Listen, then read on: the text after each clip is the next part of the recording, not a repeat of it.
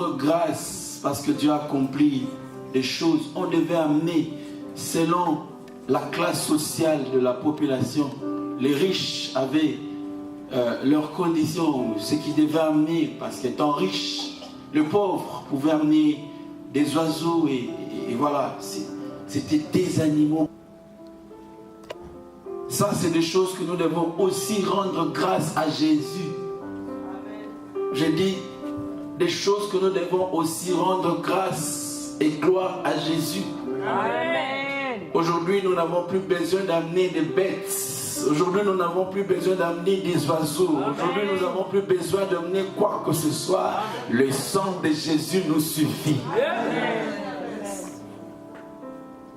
Amen. Le sang de Jésus. Pour cela, frères, nous devons apprendre à développer cette vie de communion avec les autres.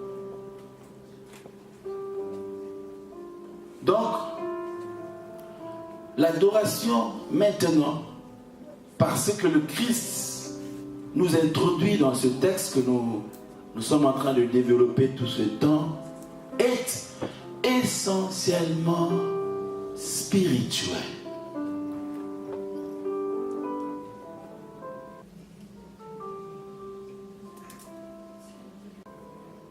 Dieu est esprit, il faut que ceux qui l'adorent pas dans la chair, mais en esprit et en vérité. Alors c'est quoi adorer Dieu en esprit? C'est des concepts que nous devons connaître, peut-être rappeler, parce qu'il n'existe pas de la vraie adoration sans passer par ce concept. La première des choses que je veux dire ici, l'adoration en esprit, c'est cette adoration immatérielle qui ne passe pas par nos sens, mais qui se vit par la foi. Alléluia. Amen. Pour la victoire. Amen. Quotidienne. Que Dieu bénisse sa parole. Amen.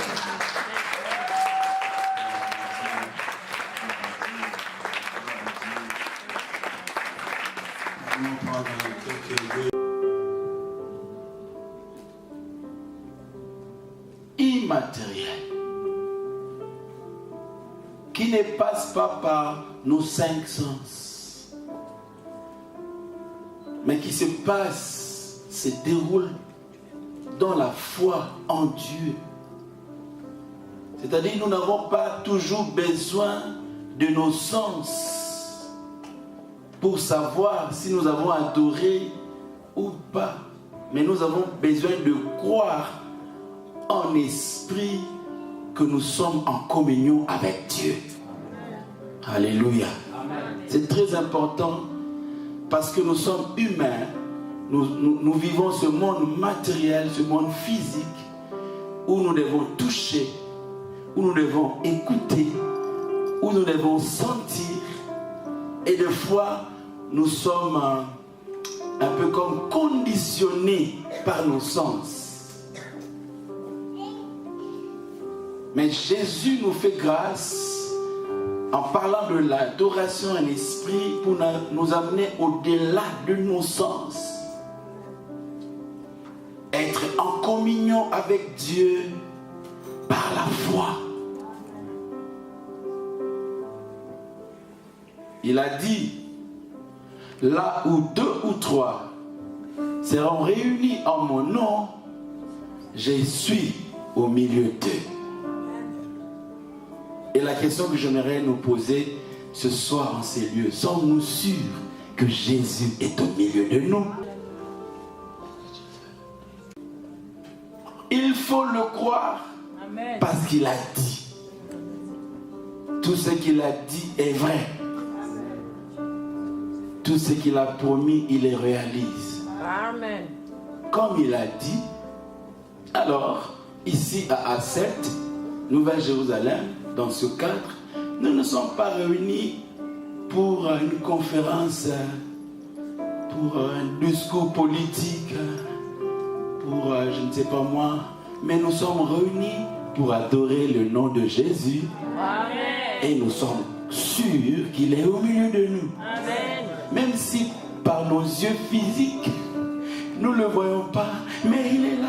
Amen. J'ai dit, il est là. Amen. C'est cela l'adoration en esprit. Tout ce que nous faisons concourt à cela. Mais ça commence déjà là, à croire que Dieu est là. Amen. Amen. Et croire que Dieu agrée. Le reste, c'est une façon d'accommoder notre réunion. Un culte collectif est différent d'un culte personnel. Et donc, nous alignons les chants parce que nous devons chanter à l'unisson. Si chacun doit faire comme il veut, ça sera quand même désordonné. Amen. Mais chacun de nous étant chrétien sait qu'il doit entretenir une relation personnelle avec Dieu. Amen. Et venir comme de bois, mettre nos bois ensemble et allumer le feu de l'esprit. Amen. C'est ainsi que David dit, je suis dans la joie quand on me dit, allons dans la maison du Seigneur. Je remarque que la joie de David ne commence pas dans la maison du Seigneur.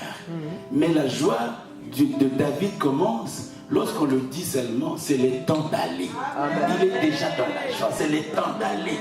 Il se prépare, il met ses chaussures, il met ses beaux vêtements et c'est le temps d'aller. Il est pressé de venir même avant les autres, c'est le temps d'aller. Alléluia. C'est le temps d'aller. Et lorsque chacun de nous vient comme ça, rallumé par la flamme de venir contempler le Seigneur, nous chantons. Le modérateur ne serait pas là en train de dire « Chantez mes frères ». Amen. À Kinshasa, un jour, un modérateur, le culte ne tournait pas.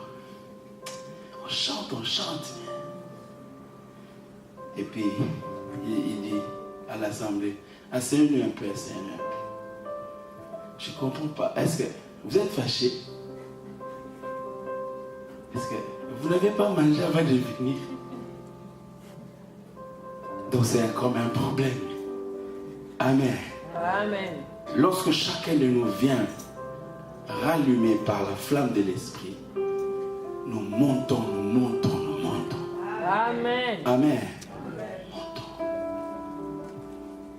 Donc, c'est important, frère, d'abord de saisir la portée de l'esprit dans l'adoration.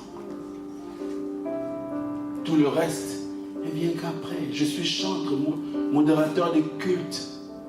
Combien j'entends des déclarations telles, ce culte d'aujourd'hui n'a pas bien marché, on n'a pas eu un bon culte aujourd'hui. Non, je crois qu'il faut dire, on n'a pas eu un bon répertoire aujourd'hui. Parce que vraiment, si nous sommes conduits par l'Esprit, nous ne devons pas avoir de culte qui rate. Amen. Parce que ça ne dépend pas de nos sentiments. Peut-être qu'on a chanté des chants que tu n'aimes pas, ça c'est notre problème. Mais Dieu, lui, il a retiré sa gloire, il a tiré sa gloire. Amen. Il a tiré sa gloire, il a reçu sa gloire. Au fait, la réussite d'un culte n'est pas par rapport à l'impression des hommes, mais la réussite d'un culte, c'est lorsque Dieu a gagné le culte. Amen. L'on peut bien chanter, mais Dieu n'a pas agréé. Mais l'on peut mal chanter, mais Dieu a agréé.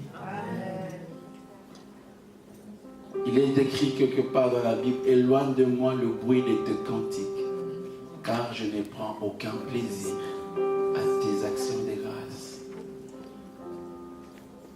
Je ne suis pas en train d'encourager le fainéantisme dans le chef de chantre. Nous devons exceller dans le talent que Dieu nous a donné.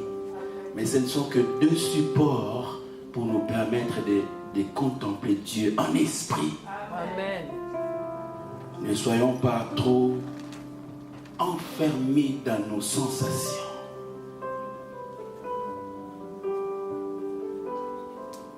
Vous savez, l'homme veut toucher, il veut. Même Thomas dit, si je ne touche pas, je ne croirai pas qu'il est ressuscité. C'est ça nous. Il faut que je touche, il faut que je voie.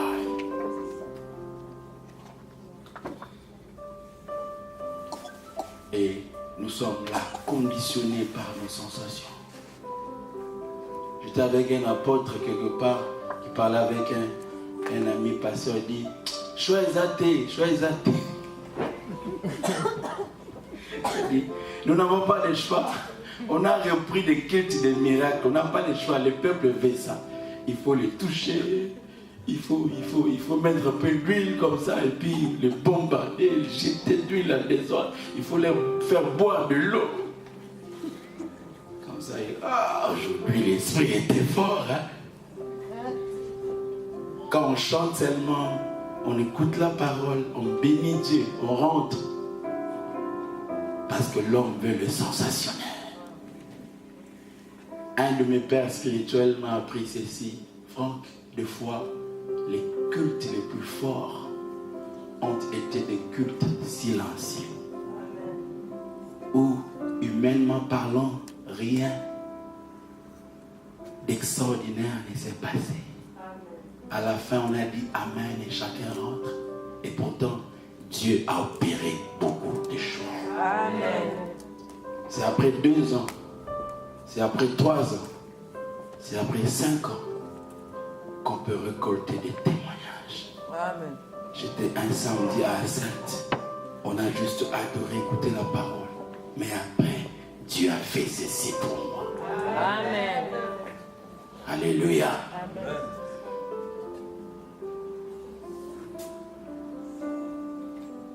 Nous sommes esprits. L'homme est tripartite. Vous le connaissez. Juste un rappel. Le corps, l'âme et l'esprit. Mais la partie la plus importante pour Dieu, c'est d'abord notre esprit. Même si tout notre être entier doit être donné à Dieu. Mais notre adoration se déroule d'abord en esprit. Notre esprit en communion avec l'esprit de Dieu. Job 32:8 dit, mais en réalité, dans l'homme, c'est l'esprit, le souffle du Tout-Puissant qui donne de l'intelligence. Amen. Ma soeur, tu peux juste baisser un peu pour lui. Ok, merci. Et Job 33:4, l'Esprit de Dieu m'a créé et le souffle du Tout-Puissant m'anime. Hier, nous avons parlé de l'image et de la ressemblance. Nous sommes image et ressemblance de Dieu.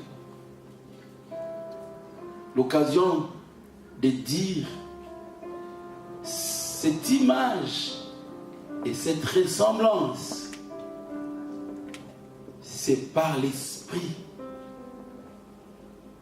Car dans l'homme, c'est l'esprit. Alléluia. Amen. Et Dieu poursuit son esprit en nous. Et le corps n'est que cette enveloppe que Dieu a fait pour loger son esprit en nous. Et lorsque nous disons nous sommes image et ressemblance de Dieu, en tout cas ce n'est pas notre nez, en tout cas ce n'est pas nos yeux,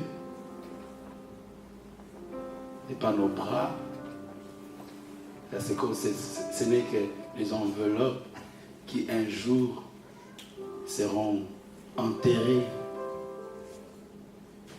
pourriront. Mais ce qui restera de nous, d'éternité en éternité, c'est notre esprit. Amen. Et nous aurons de corps spirituels, de corps célestes renouvelés par Dieu. Et nous vivrons éternellement avec lui. C'est ainsi que nous disons que l'adoration est une activité éternelle. Amen. Et ça commence sur la terre par l'esprit. Par l'esprit. Croyons en Dieu, frères. Ne restons pas victimes de nos sentiments. Ne restons pas victimes de nos émotions. Mais développons notre foi en Dieu par rapport à notre vie, par rapport à ce que nous attendons de Dieu, mais aussi par rapport à même au culte que nous rendons à Dieu. Croyons, croyons. Croyons. Développons, soyons motivés, soyons enthousiastes. Si le roi du Belge dit qu'il va nous visiter ce samedi, en tout cas les dispositions seront prises. Si un chef, je ne sais pas, de l'État ou président d'une nation dit je veux venir prier avec vous, en tout cas nous pouvons nous préparer même 6 mois pour le fait seulement. Il restera avec nous peut-être pendant 30 minutes. Mais nous allons nous préparer pendant 6 mois. Et à combler pour forte raison les créateurs du ciel et de la terre. Des fois, nous prenons les choses à la légère parce que nous n'avons vraiment pas de foi qu'il est là au milieu de nous. Amen. Et pourtant, il est là. Et pourtant, les anges de Dieu sont là. Ça, c'est le premier point important que je voulais souligner. Le deuxième, l'adoration en esprit est faite par ceux qui sont nés de l'esprit. L'adoration en esprit est faite par ceux qui sont nés de l'esprit. Jean 3, 5 à 8. Jean 3, 5 à 8. La Bible dit, Jésus répondit, en vérité, je te le dis, si un homme n'est né d'eau et d'esprit, il ne peut entrer dans le royaume de Dieu. Ce qui est né de la chair est chair, et ce qui est né de l'esprit est esprit. Ne t'étonne pas que je t'ai dit, il faut que vous naissiez de nouveau. Le vent souffle où il veut, et tu entends le bruit, mais tu ne sais d'où il vient, d'où il va. Il en est ainsi de tout homme qui est né de l'esprit. Alléluia. Amen. Lorsque nous prenons la grave décision d'accepter Jésus dans notre cœur comme Seigneur et Sauveur, Dieu vient déposer son esprit en nous. Ainsi, nous naissons de l'esprit et nous devenons adorateurs. Donc, un adorateur, c'est un chrétien né de nouveau. Un chrétien né de nouveau. L'adoration ou adorateur n'est pas un titre. N'est pas, surtout pas un titre de chantre. Aujourd'hui, on met en grande affiche Frère Franck Moulaja, l'adorateur. Un peu comme vous dites, c'est lui l'adorateur. Pas nous, non. Tout chrétien qui a Jésus en lui, c'est un adorateur. Amen. C'est à tort, des fois, dans certaines églises, on dit, bon, maintenant, nous voulons laisser la place aux adorateurs de nous conduire. Non. C'est le chantre qui conduit toute la communauté des adorateurs. Alléluia. Amen. nous devenons adorateurs le jour où nous prenons la décision de donner notre vie à Jésus. Amen. Jésus disait à Nicodème, les vents soufflent. Nous ne savons pas d'où il vient et là où il va. Et c'est de cette façon que nous sommes nés de l'Esprit. Le jour où tu prends juste cette résolution de dire, Jésus, je te donne ma vie.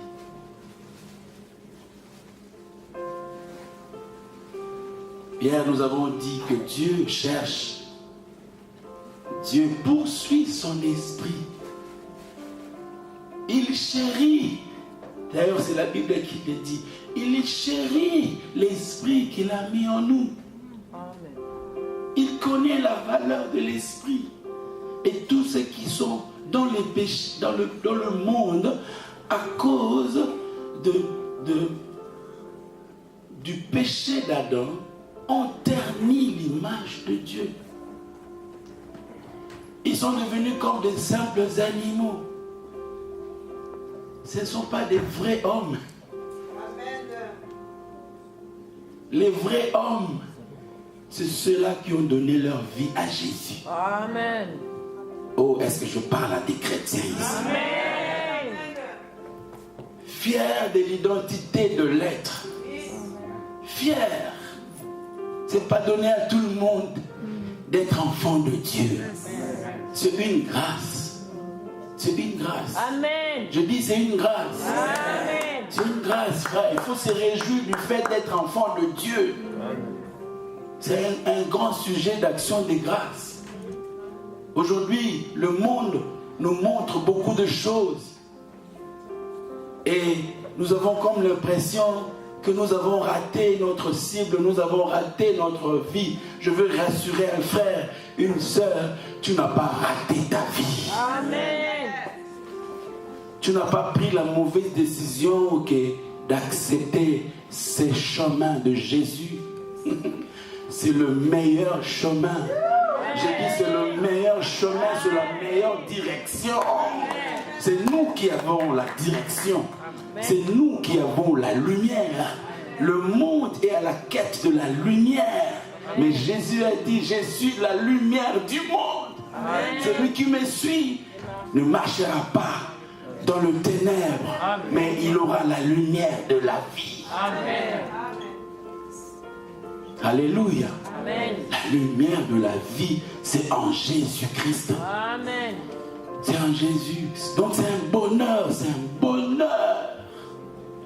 Chaque matin, quand tu te lèves, bénis l'Éternel parce que tu respires et tu vis, mais bénis-le aussi parce que tu es son enfant. Amen. Il te connaît. C'est seulement cette race qui adore. Qui adore. On nous pose beaucoup de questions pour dire, frère Franck, maintenant est-ce que ceux du monde ne peuvent pas adorer Dieu? Vous avez fait de l'adoration votre propriété privée. Non, c'est pas moi. C'est la parole de Dieu. Amen. C'est pas moi. Nous sommes en train de développer avec vous que Dieu cherche. Pourquoi il doit chercher s'ils sont déjà là? On cherche que ce qu'on ne peut pas trouver facilement. Si on peut le trouver facilement, pourquoi chercher? Dieu cherche parce qu'ils ne sont pas encore là. Amen. Alléluia. S'il les trouve, alors ils rentrent dans la bergerie. Ceux qui sont trouvés par Dieu entreront dans la bergerie. Amen. Ceux qui ne se laissent pas trouver par Dieu n'entreront pas dans la bergerie.